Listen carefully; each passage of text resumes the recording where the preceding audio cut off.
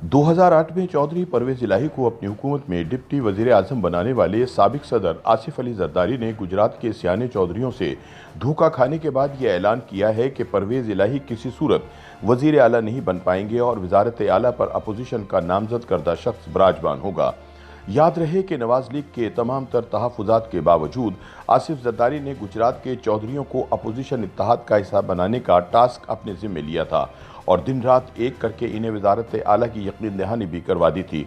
लेकिन दिलचस्प बात यह है कि पंजाब में चौधरी परवेज इलाही की ख्वाहिश पर मुस्लिम लीग नून और पीपल्स पार्टी की जानिब से उस्मान बुज़दार के खिलाफ तहरीक अदम एतमाद दाखिल किए जाने के चंद घंटों बाद ही परवेज इलाही अपोजिशन को चूना लगाकर बनी गाला पहुंच गए और इमरान खान से वजारत आला की डील कर ली। बुनियादी वजह यह थी कि वो अपोजिशन के साथ मिलकर चंद महीनों के बजाय बकिया 1.5 साल के लिए वजीर आला बनना चाहते थे।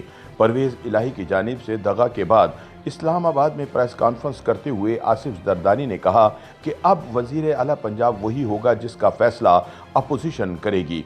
नंबर्स गेम सिर्फ हमारे पास है और किसी सूरत परवेज इलाही को वजीर आला नहीं बनने देंगे। आसिफ जरदारी ने कहा कि मुल्क जिन हालात में है इससे मिलकर बचाना है, इसी सोच के तहत इनके पास गया था। जरदारी ने कहा कि रात 12 बजे परवेज इलाही मुझे मुबारकबाद देने और लेने आते हैं, मगर मालूम नहीं फिर चौधरियों को क्या हुआ कि सुबह जाकर इमरान से हाथ मिला लिया। मेरा सियासी लोगों का रास्ता तो रहता ही है। हम कोशिश कर रहे थे, जिस तरह मैंने पहले दिन कहा कि मुल्क जिस हालात में है इसमें हम सब मिलके मुल्क को बचाने की कोशिश करनी पड़ेगी और बचाना पड़ेगा। तो उस सोच से मैंने इनको भी दावत दी थी और काफ़ी वो तैयार थे, आ गए थे। फिर मुझे नहीं पता कि अचानक उनको क्या सोच आई, ये तो उनसे पूछा जाए कि वो रात को 12 बजे मुझे मुबारक देने आते हैं और मुबारक लेने आते हैं और सुबह को कहीं और चले जाते हैं। ये तो उनसे पूछना पड़ेगा। ख्याल रहे कि तहरीक अदम एतमाद के मामले पर इत्तेहादी जमातों को अपने साथ रखने की गरज से वजीर आजम ने उस्मान बुज़दार से इस्तीफ़ा लेकर चौधरी परवेज इलाही को वजीर आला नामजद कर दिया था। आसिफ अली जरदारी के अलावा नवाज लीग पंजाब के सदर राना सनाउल्लाह खान ने भी इजहार ख्याल किया है कि अपोजिशन को धोखा देने वाला परवेज इलाही की सूरत पंजाब का वजीर नहीं बन पाएगा। सुप्रीम कोर्ट के बाहर सहाफ़ियों से गुफ्तगू करते हुए राना सनाउल्लाह का कहना था कि परवेज इलाही से बात हुई थी कि 9:30 बजे सुबह तहरीक अदम एतमाद जमा करा दी जाएगी। हम कुछ लेट हुए तो 9:31 पर परवेज इलाही की कॉल आ गई। इन्हें इस हवाले से बहुत जल्दी थी। बिला आखिर बुज़दार के खिलाफ तहरीक अदम एतमाद 9:45 बजे जमा हो गई। राना सनाउल्लाह के मुताबिक इसके बाद हमें अचानक ये पता चला कि सियाने चौधरी ने इमरान से डील कर ली है। ताहम उनका कहना था कि परवेज इलाही ने अपनी सियासी ज़िंदगी की सबसे बड़ी गलती की है और वो जलील और रुसवा होंगे। उन्होंने कहा कि पंजाब असेंबली के अलावा कौमी असेंबली में भी हमारे नंबर्स पूरे हैं और हो सकता है कि अपोजिशन को PTI के मुनहरिफ अरकान के वोटों की ज़रूरत ही ना पड़े।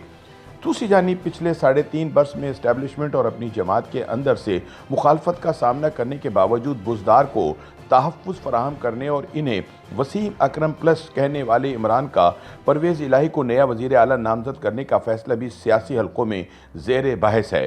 नाक़दीन का कहना है कि इमरान खान ने किस मुँह से अपने वसीम अकरम प्लस की जगह पंजाब के सबसे बड़े डाकू को वज़ीर आला नामज़द कर दिया है। मरियम नवाज इस फैसले पर तबसरा करते हुए पहले ही कह चुकी हैं कि जब बंदरिया के पाँव जलने लगते हैं तो वो अपने बच्चों पर पैर रख लेती है और इमरान खान ने भी बुज़दार के साथ कुछ ऐसा ही किया।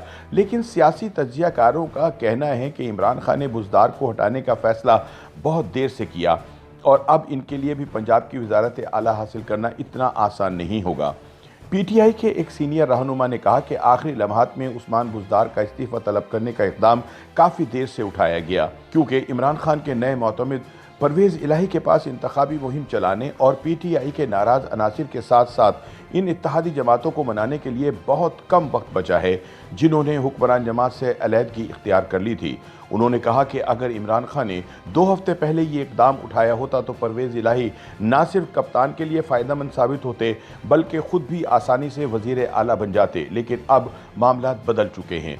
बताया जाता है कि बनी गाला में परवेज इलाही को वजारत आला देने का फैसला तब हुआ जब उन्होंने इमरान खान को यकीन दहानी करवाई कि वो काफ लीग के अलावा MQM और बलूचिस्तान अवामी पार्टी को भी उनका साथ देने पर आमादा कर लेंगे।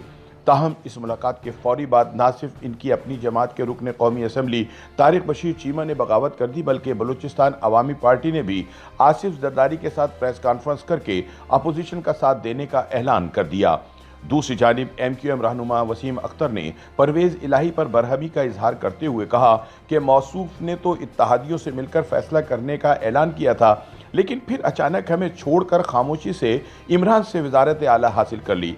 उन्होंने कहा कि अब हम परवेज इलाही की कोई बात सुनने के लिए रवादार नहीं और अपने मुस्तकबिल का फैसला खुद करेंगे। अब परवेज इलाही के पास वजीर आजम के खिलाफ तहरीक अदम एतमाद पर कौमी असम्बली में वोटों की हतमी गिनती से कबल सिर्फ 6 रोज़ बाकी हैं और इमरान खान अपने नामजद उम्मीदवार पर एतमाद कर रहे हैं कि वो 4 अप्रैल को वोटिंग के दिन अपोजिशन को शिकस्त देने में इनकी भरपूर मदद करेंगे, लेकिन अभी तक ऐसा होता दिखाई नहीं देता।